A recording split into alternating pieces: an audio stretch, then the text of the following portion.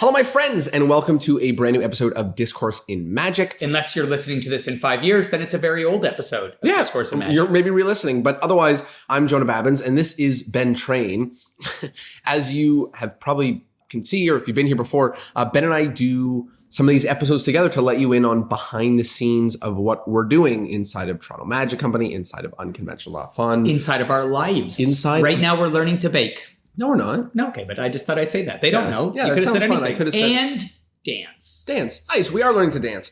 That one is true. So, but right now, the biggest, most exciting thing for Ben and I that we have just been absolutely over the moon about is this magic convention happening at the end of August, because we are doing, for the very first time, a magic convention in outer space. Not just the very first time that we're doing it, the very first time anyone has ever done it. And just to share a little behind the scenes from my point of view, and then I'll kind of pass it on. How crazy would it be if we got an email from like some aliens NASA, and they're like, hey, you guys are saying you're the first at magic convention. We're in this nebula galaxy doing it. Like, oh, okay.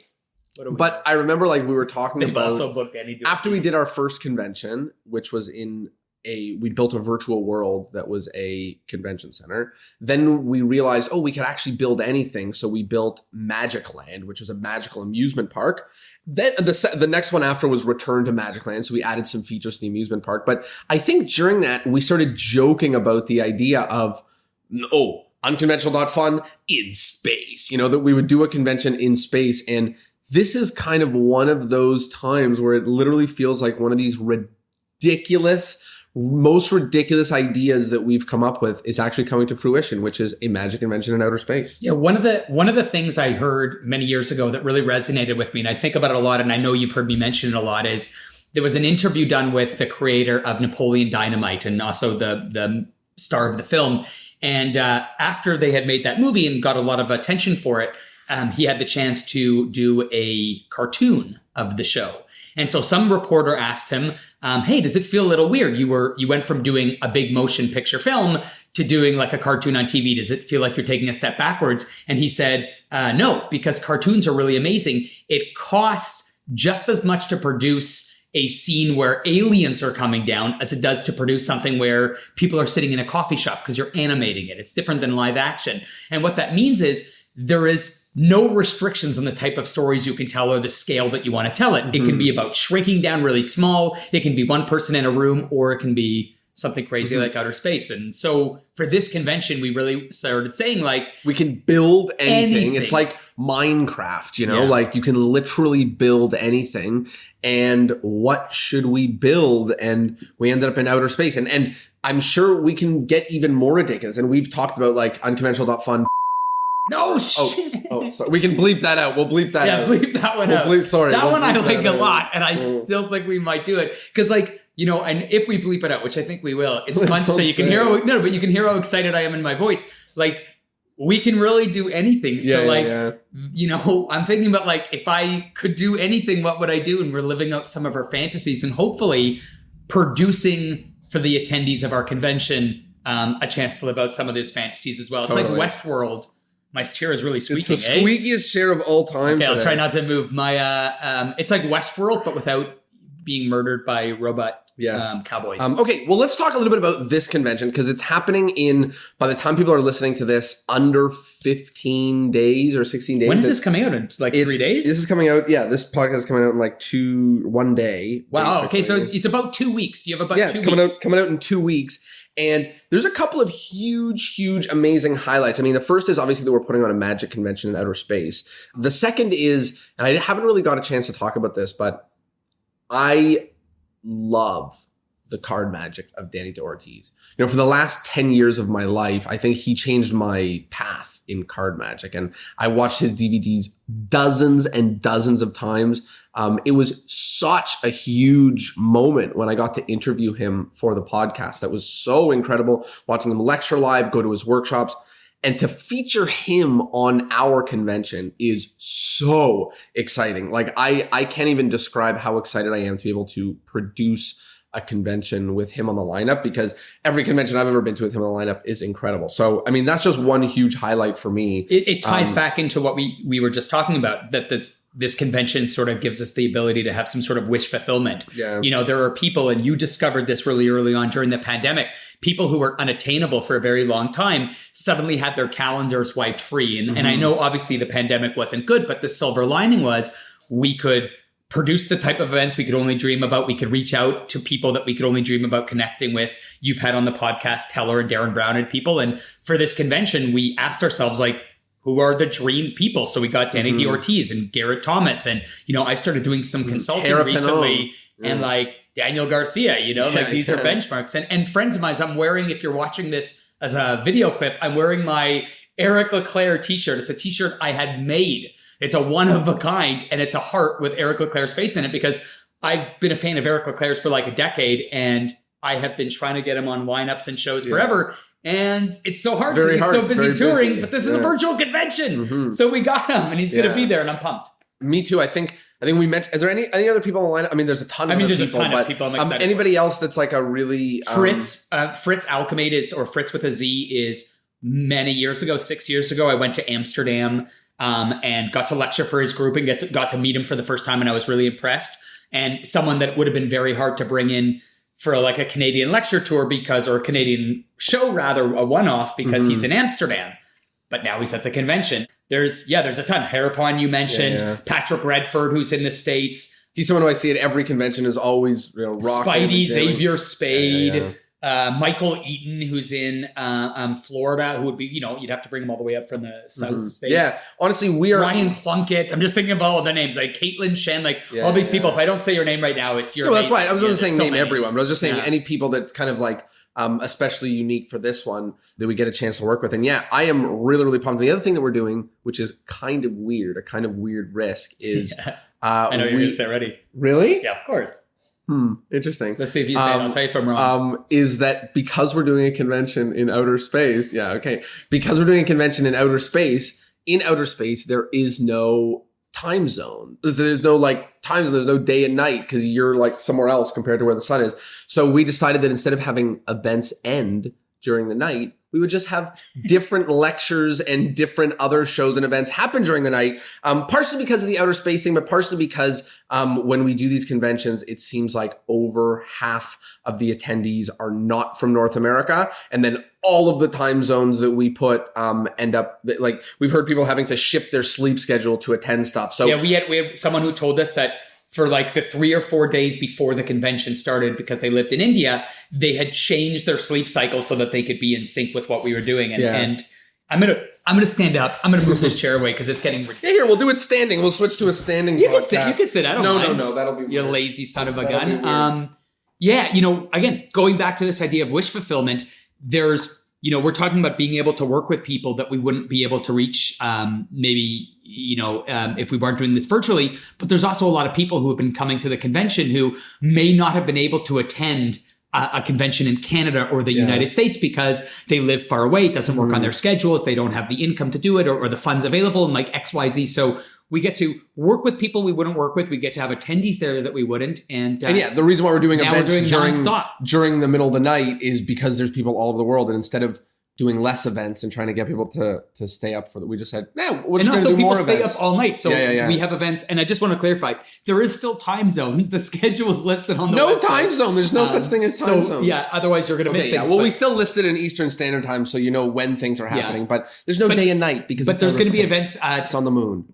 8 p.m. Our time, 10 p.m. 2 a.m., 4 a.m., 6 a.m., 10 a.m., 12, you know, like it's just nonstop. So, and jamming, nonstop jamming. So let's talk a little bit about, I mean, people have been a fan of the podcast for a while, maybe have heard of this convention for a little bit. So I guess I'll ask Ben, what makes this one better or different than some of the previous conventions that we've done? I mean, each time we do a convention, we learn. So one of the things I like about doing a convention is afterwards we get feedback from people. And so we get to try out ideas that we think are sort of clever and fun or innovative or novel, etc. And sometimes they flop, sometimes they work. And we get to hear back from people. And each time we've done a convention, we've streamlined the process. We made communication better. We've updated the way that the world itself works. We've gotten better with how we communicate with our designers. We've, added new features. We've added puzzles. We've expanded lineups. We've decided we moved from 30 minutes to 60 to 90. Like we experiment with things. So I think each convention, we are building a community. We're finding better ways to engage with people, better ways to serve and do stuff. And I think this convention, again, it's the first ever Magic convention in space. No matter what happens in 200 years, all the conventions will be in space. That's not what I thought you were going to say, but they will be. The whole world, who knows? I don't know what's going to happen, but I think they'll all be in space. But if you come to this one, not only will you be able to say you came to the first Magic convention in space, but you'll also be able to live another 200 years. That's my promise to you. That's right. Interesting. The other thing I'll say about this is just behind the scenes, and maybe there's a nugget that people can take from this, but behind the scenes, getting a green screen, getting some astronaut outfits, acting like an idiot, like we're flying through outer space, and just being able to not only play, but like play inside of a theme, and just have a lot of ridiculous fun. And one thing that was really apparent with this one that wasn't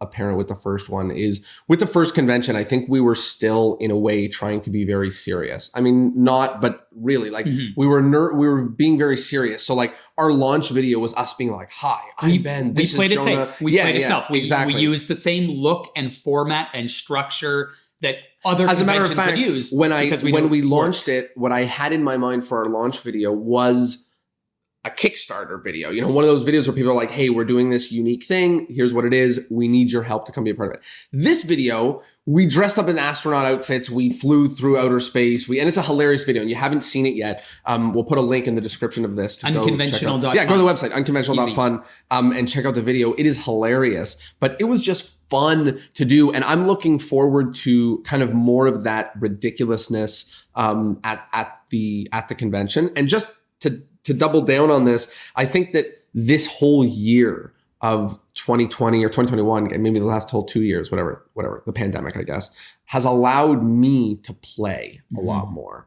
And I think this was, maybe the pandemic is ending, maybe not, I don't know. But as a kind of looking back to a year ago now, which is basically when we did the first convention, this is our fourth in basically 12 months. The last one was September. So it's been 12 months and this will be our fourth. And a year ago now, I'm learning again about the putting of you and your personality into your business and your projects and your art makes such a difference. And just dress up like an astronaut. It makes it so, even if less, it makes it so much more fun. There's a beautiful quote from Mark Rosewater, who's the designer of one of my all-time favorite games, Magic: The Gathering. And he said, stop worrying about evoking a negative reaction and focus on evoking a strong reaction. And I really like that. Being silly and being unique and really revealing who we are and sort of allowing ourselves to play means that there's a risk that people go, this is weird, this is silly, we don't like this. But we're not worried about that, because the people it does resonate with, the people who want to have fun, the people who embrace it, I hope that we're creating not just a unique experience, but something incredibly strong and powerful.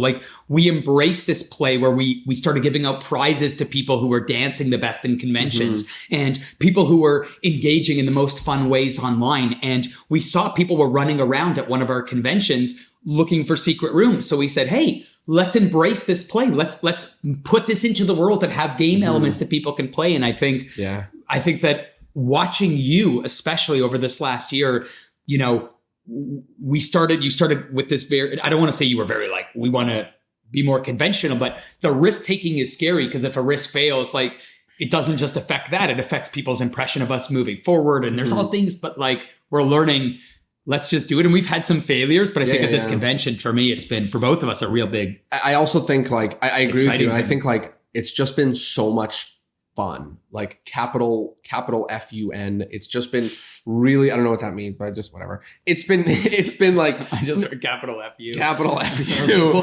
And also N there as well. No, but it's been really fun. And I'm looking forward to spending 2 days with people in outer space, being ridiculous. And I think that. And if you're listening, by the way, and you are coming to the convention, and I hope you are, let this be your permission to be ridiculous. Yeah, like, you know, dress up, obviously within be reason, outrageous. we want people to feel comfortable and welcomed at the convention. But like, we have people from all over the world. We have people dressing up. We have people, you know, show some crazy tricks, wear funny costumes, go all out. Like, and the more fun you have, the more fun you'll have. Like, and also, like, true. You know, one thing I was thinking about, the brand UnConventional.fun. And, you know, you and I have been talking about what the future looks like 2022. I assume I'm more bold.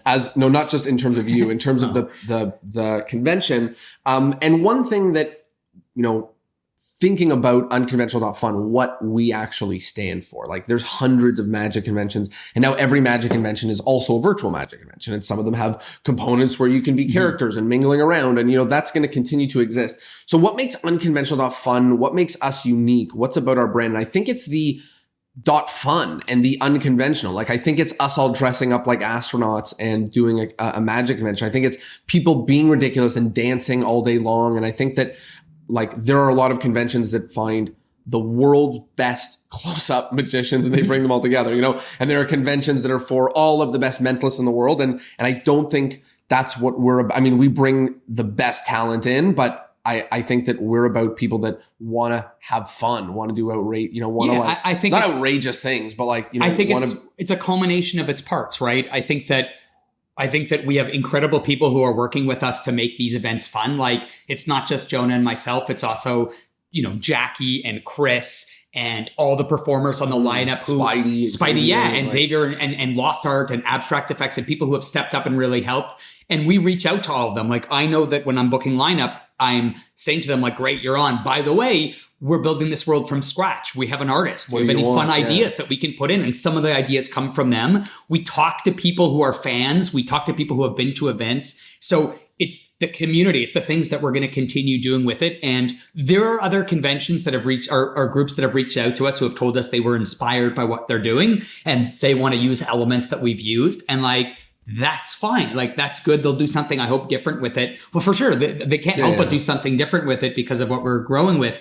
And I think that moving forward, it's about the community. It's about embracing the fun. It's about constantly pushing to do things that we really want. And because it's a unique to us and the group around us, we're gonna come up with different things. Like, it's Also, I guess what I'm trying to share is that, you know, we don't know about the longevity of an 8-bit Magic convention in a 1, 2, 3, 4, or 5 year window. But I think Ben and I have, because of what you said, which is that .fun. Yeah. Because it has to be fun for us and the attendees. Yeah, I think you and I have, I can think of at least 5 other projects that are currently in the works that are fun and ridiculous and outrageous and unconventional. And, like, and I think, like, the reason I'm expressing that is one of the missteps we made earlier is trying to build, like, a classical Magic club, you know, and trying to build. And I think one of the, you know, there's room for running classical business models, but I think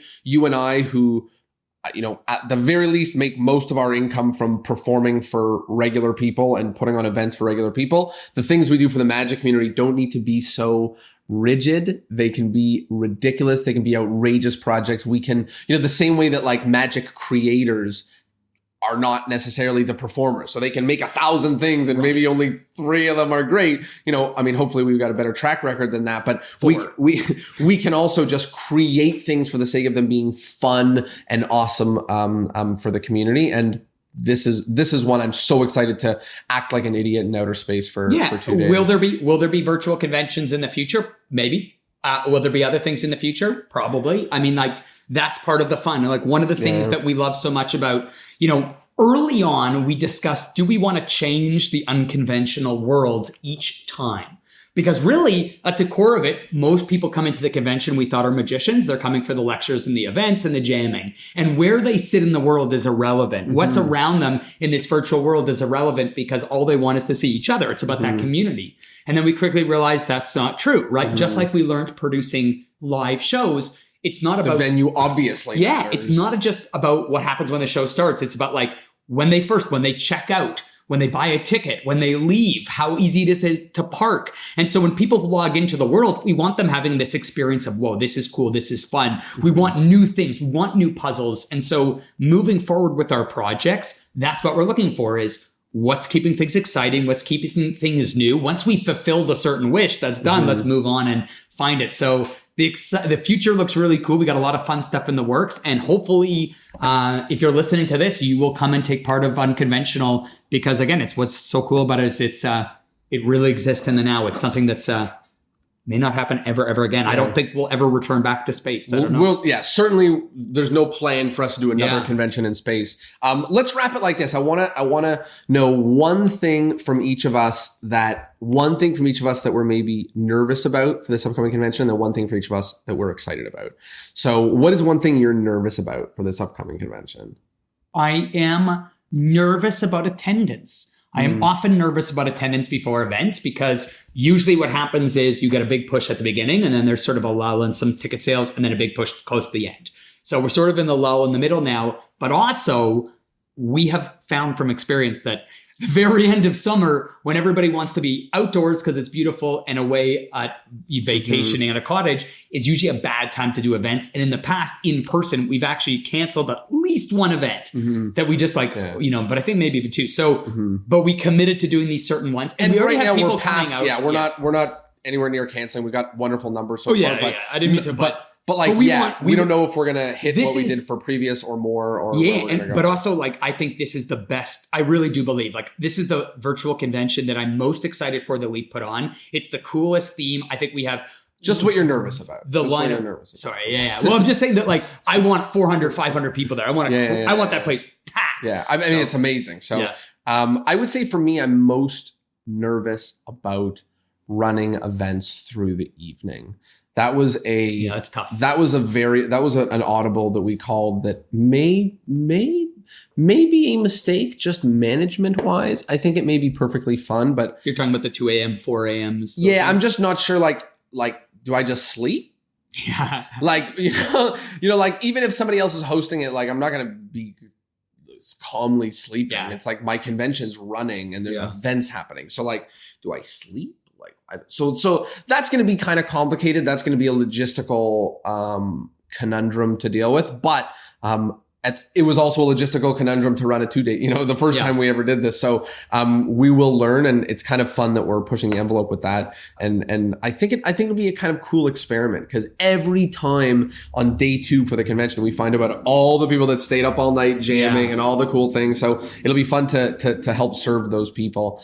The last is, what are you most excited about for this upcoming convention? I'm excited for people to see it, man. I think it's the coolest world we've built.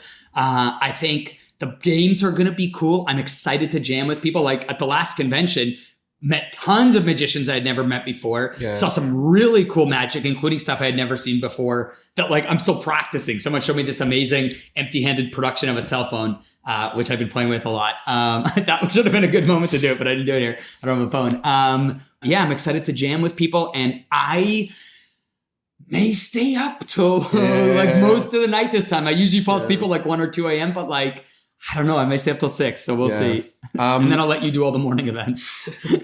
For me, I think I am most excited about people getting into the spirit of us going to outer space. I know it's like a little bit silly, but it's such a fun, like this right now, this podcast is the only time that I have or will break the wall of going to space. Like I'm not saying like, hey, I'm not really going to space to a convention. Like, I'm just posting it. As a matter of fact, that's what some of your friends think. Yeah, an old friend from high school saw my updated profile picture of a Photoshop job of me in an astronaut outfit, and she said, "Congratulations on going to outer space." And I said, "It's not real." And she said, "Oh my goodness." Yeah, people saw my Photoshop version and they knew it was Photoshop. They knew, because nobody believes well, I had a math degree and you had a philosophy degree, so they didn't need a philosopher. Maybe they need Emerson in space. Okay, maybe they did. But anyways, for me, I think like the fun of, we have our graphics team working very, very hard making funny Photoshops of everybody who is on the lineup and also people who got tickets.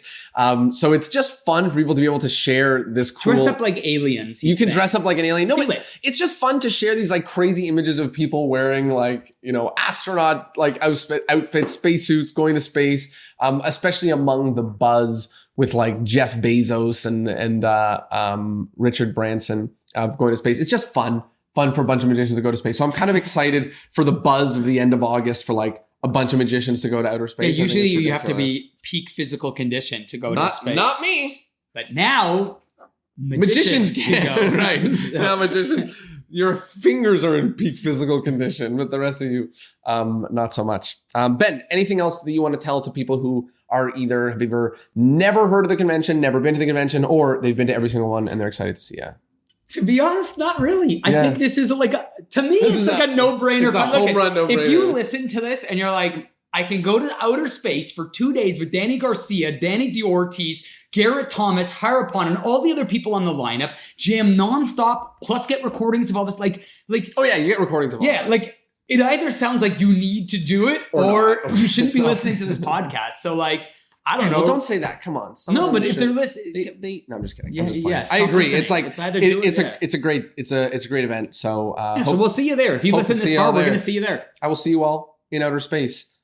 To the moon. To the moon it is. If you haven't yet, go and check out the video because it is absolutely hilarious. And maybe in UnConventional.fun is the URL. Yeah, that's where the video is. That's where you can get the tickets. And also, in about a week or two, we're going to release a behind the scenes of how we filmed all of us being in outer space and all that weirdness. So yeah, that's it. Thanks for being here. Hakuna Matata. On behalf of Jonah, myself, and Eric Leclaire. At least on my t-shirt. We'll see you later. See you guys later, and see you all. Hope you enjoyed it. Hope you learned something. Hope to see you at the convention, and I'll see you all next Thursday. Peace.